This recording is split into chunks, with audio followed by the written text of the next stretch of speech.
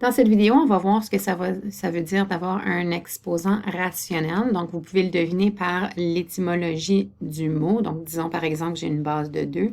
Si mon exposant, on voit le mot ratio ici, donc ratio ou fraction. Si mon exposant est une fraction, c'est ce qu'on appelle un exposant rationnel. Donc, qu'est-ce que ça veut dire quand j'ai 2 exposants 1/2 ou si j'ai 2 exposants 3/5, par exemple? C'est ce qu'on va apprendre dans cette leçon. Avant de voir ce que c'est un exposant rationnel, faisons une révision rapide de toutes les lois des exposants que nous connaissons déjà. Alors, on va voir une 4e notation, ce qui sera le but de la leçon d'aujourd'hui. Donc, nous avons 4 notations au total. Tout ce qui est à l'écran en ce moment, on va d'abord, avant de voir cette 4e notation, réviser. Alors, on va regarder en bleu avec des exemples pour chacun. Donc, par exemple, si j'ai une base de 2 à l'exposant 1, on sait bien évidemment que ça veut tout simplement dire 2. La première notation que vous connaissiez déjà. Deuxièmement, n'importe quoi à l'exposant 0, on se souvient que ça nous donne 1. Donc, n'importe quelle base à l'exposant 0, par exemple 5 exposant 0, c'est égal à 1. Finalement, avant de passer à notre 4e notation qui sera nouvelle aujourd'hui, qu'est-ce qui arrive quand j'ai un exposant négatif? Donc, si j'ai par exemple 2 exposants moins 3, qu'est-ce que ça veut dire? Juste à faire attention parce qu'un exposant négatif n'est pas un chiffre négatif, c'est un chiffre positif ou un nombre positif, c'est-à-dire. Donc, ici, j'ai un nombre positif parce que 2 exposants moins 3, c'est 1 sur 2 exposants 3. Okay? Donc, on envoie le tout au dénominateur et l'exposant devient positif. Donc, ça va dans l'autre sens aussi. Si je faisais un deuxième exemple, si j'avais 1 sur 3 exposants moins 2, par exemple, ceci est équivalent à 3 exposants 2. Donc, quand j'ai un exposant négatif. Alors, comme je vous ai dit, il y a une 4e notation qu'on va voir aujourd'hui, mais avant d'aller voir cette notation, allons voir les lois des exposants. Donc, premièrement ici, quand je multiplie 2 puissance ayant la même base, on va aller additionner les exposants. Donc, ici, on aurait 2 exposants 3 plus 5, qui me donnerait 2 exposants 8. Donc, on se souvient de cette loi du produit. On a aussi la loi du quotient, où si on a 2 puissances ayant la même base, donc c'est important qu'on ait la même base, on peut soustraire les exposants. Donc ici, 3 exposants 5 divisé par 3 exposants 2, ça me redonnerait donc 3 exposants 3. On peut faire un deuxième exemple, en fait.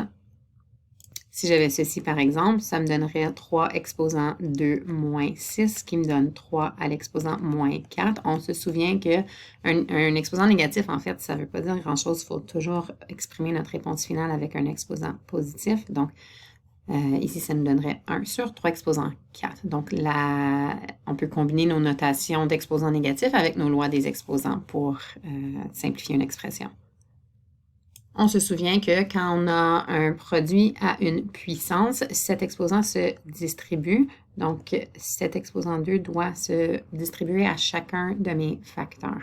Donc, ici, ce serait donc 3 exposant 2 fois x exposant 2. Ou si on veut simplifier ou évaluer, c'est-à-dire, on aura 9x à la 2. Donc, nous connaissons cette propriété.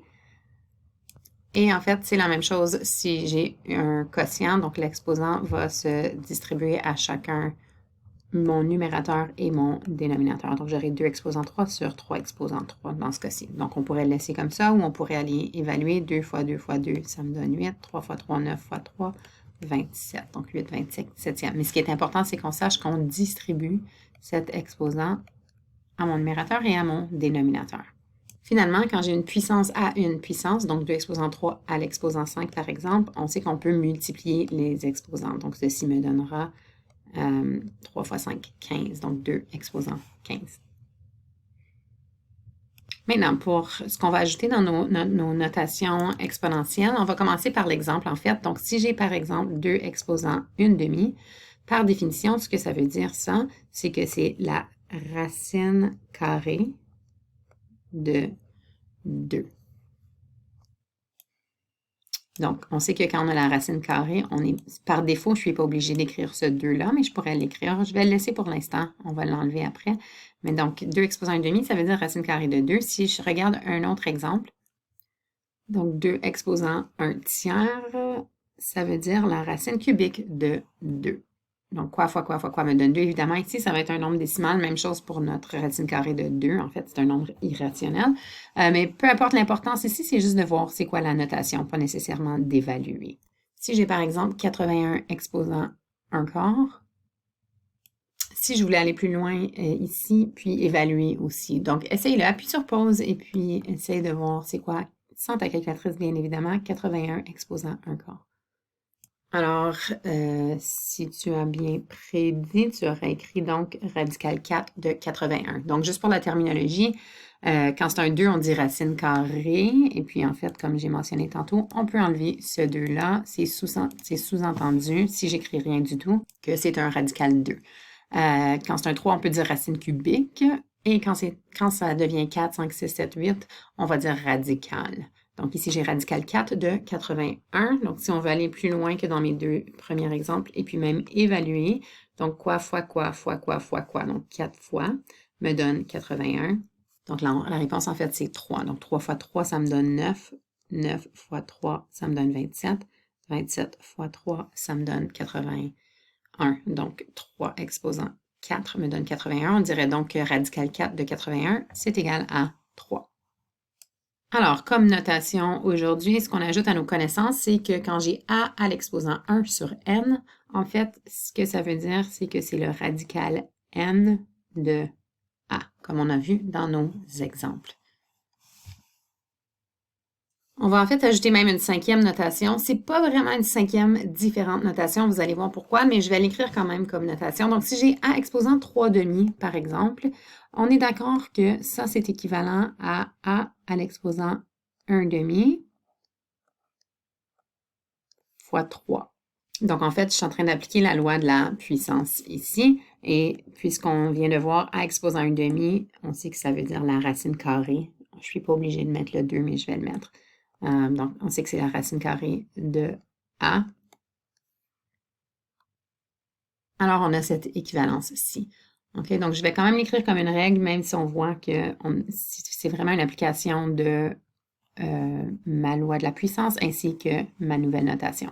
Mais si j'avais, si ce n'est pas un 1 au numérateur, donc si j'ai m sur n, où m n'est pas égal à 1, en fait, ça fonctionne avec le 1 aussi, notre règle, mais on va l'écrire comme ça.